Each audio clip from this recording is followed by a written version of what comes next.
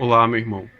Nesse nosso vídeo de hoje, eu queria apresentar um pouco os organismos, os diversos organismos que formam a Igreja Católica nesse mundo, que formam a Igreja de Deus, nosso Senhor na Terra, tá? Mas não se limite somente a esse meu vídeo de hoje para entender a Igreja, porque a Igreja é bem maior do que a estrutura desse mundo. A Igreja é o corpo vivo de nosso Senhor Jesus Cristo na história.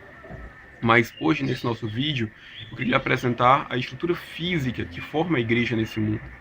Bem, a igreja católica, né, a igreja maior, a igreja universal nesse mundo, é formada aí pela Santa Sé, por capelas, paróquias, dioceses, arquidioceses, pelas igrejas súris, que também têm suas próprias divisões de governo interno, e pelas prelazias, né, prelazias particulares e prelazias territoriais.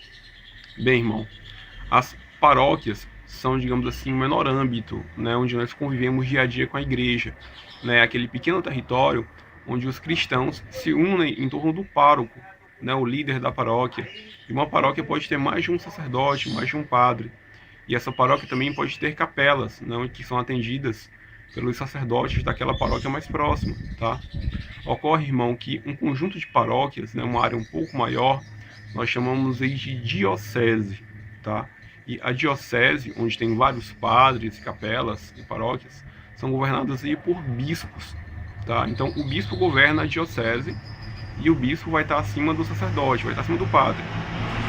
Ocorre, irmão, que também existem dioceses maiores, dioceses mais importantes, digamos assim, seja por quantidade de fiéis ou seja por questões históricas. Essas dioceses mais importantes são chamadas aí de arquidioceses. Também são governadas por um bispo, que recebe um título especial, ele é chamado de arcebispo.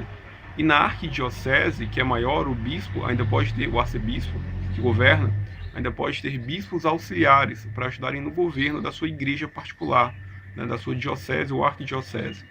No âmbito católico, nós chamamos aí as dioceses e arquidioceses de igrejas particulares, tá?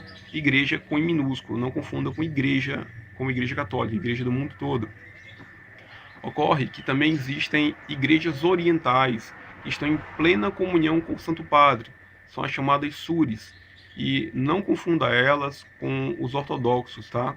Vou fazer um outro vídeo ainda no futuro para nós comentarmos sobre as igrejas ortodoxas. As igrejas súris são igrejas orientais que estão em plena comunhão com a Igreja Católica, em plena comunhão com o Papa, são parte da Igreja Católica.